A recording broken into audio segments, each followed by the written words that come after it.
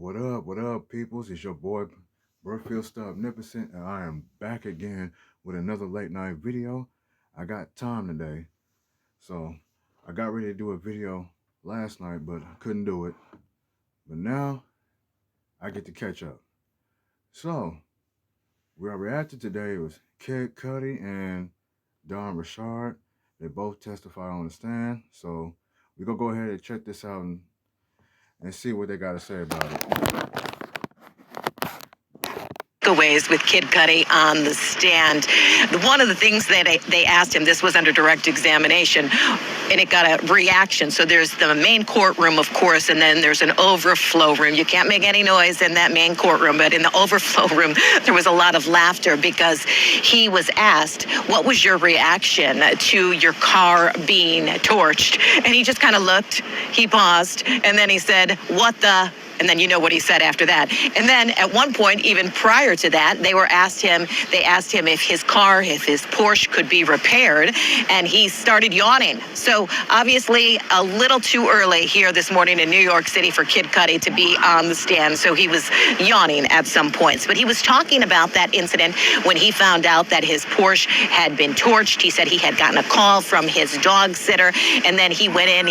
We saw some photographs of the torching of that Porsche. You saw the inside of the door, and then we have some testimony we can put up for you on the screen in which he was talking about what exactly took place. Let's go ahead and put that up for you. He was saying that he told the jury that after Combs found out he was dating Ventura, Combs allegedly broke into his house. When he got back home, Cudi noticed that his security cameras had been moved and his dog was locked in the bathroom. He testified that he had filed a police report. Also some other testimony that we can put up for you in which he was talking more about the Molotov cocktail car fire. This was in 2012. The jury did see some photographs of the car damage. He testified, it looks like the top of my Porsche was cut open, and that's where the Molotov cocktail was put in. So the cross... Damn. He went after the dog too? Damn, that's pretty fucked up, you know? Well, he locked the dog in the bathroom. Shit. Damn.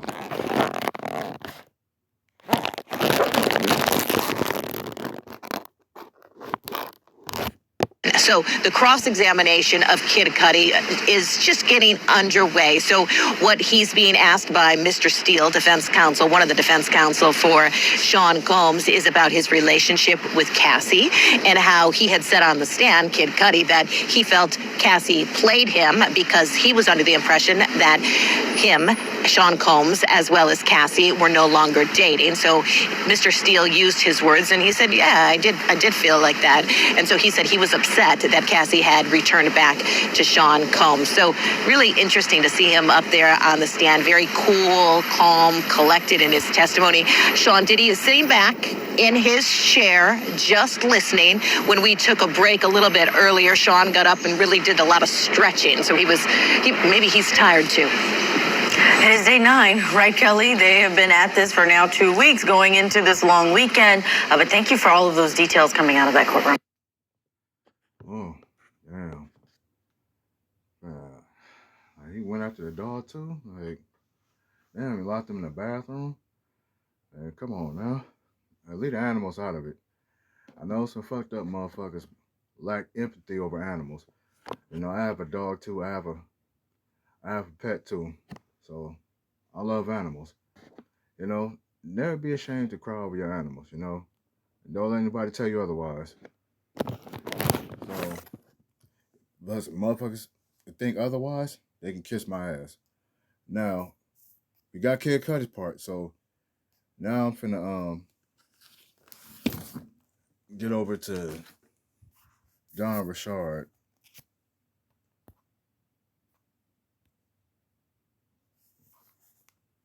Okay. Let me get this shit straight. All right. Now, this is Don Richard's version, so, you know, see that somebody's doing a breakdown. So we finna see, you know, what the fuss all about. We finna see how she breaks it down over here. What What is your big takeaway from court today? I think that the testimony that Don Richard gave and the defense really going in on some of the inconsistencies were the takeaway. So there were moments today where the defense was asking Don Richard, which, as you know, was a member of Danity Kane, and another group that Combs had from 2004 to 2011. And what we heard today was Don Richard admitting that she was not sure why she didn't make some of her proclamations of who was at a party during an alleged assault.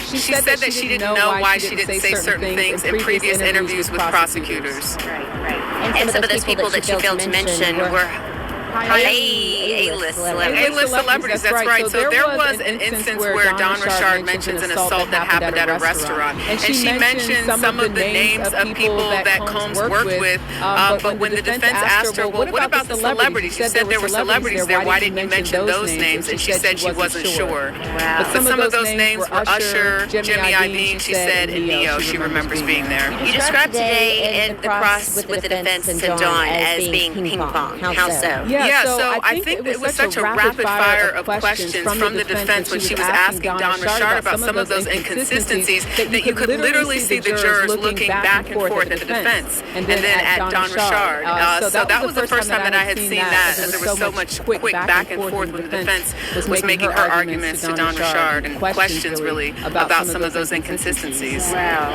So Dawn finished her testimony today. She claims at one point that Diddy had hit Cassie with a skillet and said, quote, he said you could go missing, that we could die. So what was the reaction in court to that statement? Yeah, so just to kind of set up the scene, the defense was saying, so did you say that Combs attempted to hit her with a skillet, or did he actually hit her with a skillet?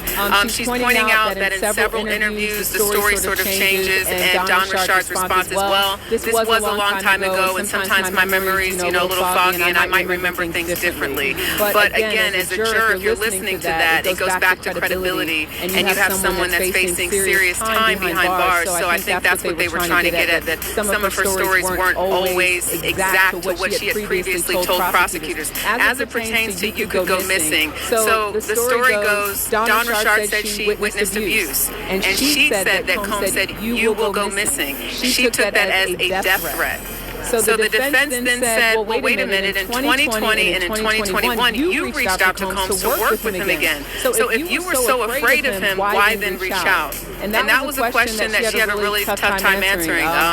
She did admit, though, that, in fact, while I did feel threatened, and yes, he did say this to me, I did reach out to him during that 2020-2021 era about working together, about collaborating again. What did Dawn claim in her testimony about seeing Diddy with guns and drugs? So in the testimony, she talks about seeing him with the gun sort of like in his back. But she doesn't say he ever handled it. She never saw him cock the gun or do anything with it. But she does say that she witnessed Combs with the gun sort of in the back of his clothing.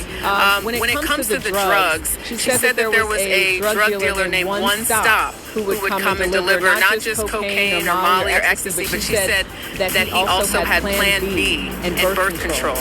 Again, this is the drug dealer that she said his name was One Stop. Cassie's ex-friend Carrie Morgan also took the stand. Tell us about her testimony and claims that she herself was also assaulted by Diddy. That's right. So Carrie Morgan, a woman from Buffalo, New York, who's pursuing a modeling career, meets Cassie when they were in their late teens. She said that she was her best friend from about 2001 to 2018. And the reason that they stopped talking is because she was assaulted by Combs. Her former best friend acknowledged that because of that assault, she did receive a settlement and signed an NDA, but received $30,000. So what I thought was interesting, Rachel, for as much as we have already heard from Cassie Ventura about the number of times that she said she was beaten up and assaulted by Sean Combs, her best friend, again, who was around at that time when she was dating Combs, said that she only saw 2 times in which Combs was physical with Ventura, once in Los Angeles and another time in Jamaica. Is this the best friend that Cassie told Diddy that he probably would be a better fit? Correct, because this is around the same time that they met. Very good. Last week, during the testimony, there was an email that was shown where Cassie sort of attributes maybe Combs wants to get with her friend Carrie. So Carrie Morgan, again, they're not friends anymore, anymore. They don't speak, but this is the woman who's testifying today. So at the beginning, before the jurors came in, the judge talked about being careful not to make this sort of a gossip case, if you will, or a case built on gossip were his words. So what we're seeing is the judge actually acknowledging that there's concerns from the defense about some of the statements that are being able to be read in court, or some of the evidence that's being able to be submitted. So there's this acknowledgement that, focus on the racketeering, focus on the elements of the crime, not so much on things that are hearsay or gossip-like. I thought that was interesting. And these jurors are not sequestered by any means, right? So, I mean, you're not supposed to tune into news, read about it. I'm assuming now social media is added to that list of things, but it's in 2025. How really is that possible? And I have to say, this is probably the first trial where I've seen so much social media presence, TikTok, Instagram, bloggers, people out here. So even though you're not supposed to look at your phone and you're not supposed to read messages from family and friends about this case, there's a lot of information out there. Right. So hopefully they're doing their due diligence and making sure that they are being good jurors, but I imagine it would be tough.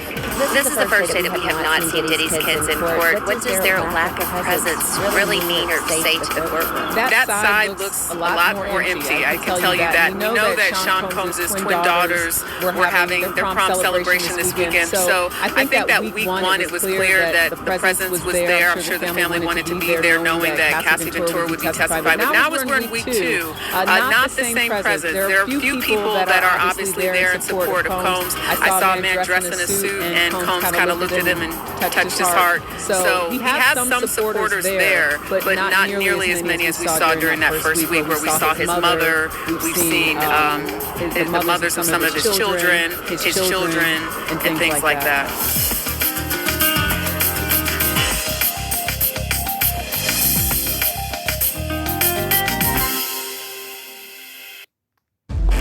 Communication. Well, that's that, and this is my first time really fully hearing about this, and I hear stuff on the internet that Don Richard was getting cooked. So, in other words, it didn't look good. And the way this is going, and some believe that, Diddy will walk, and he just might. So, yeah, it's a tough industry. This is a lot. I thought it was interesting. Focus on the racketeering, not the baby oil shit.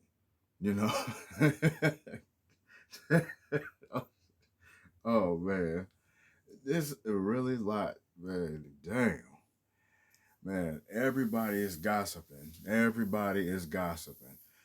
So if they really want this to be successful, the people that are testifying,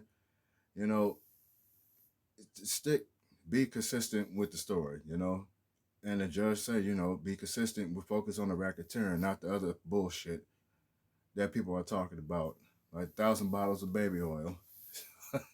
Damn. Yeah, so this is going to be a long journey for sure. Hey, maybe sooner. We don't know. We'll just have to see. So, like, comment, share, subscribe. Let me know what y'all think about it in the comments. So, I'll see y'all in the next video. So, yeah. Peace.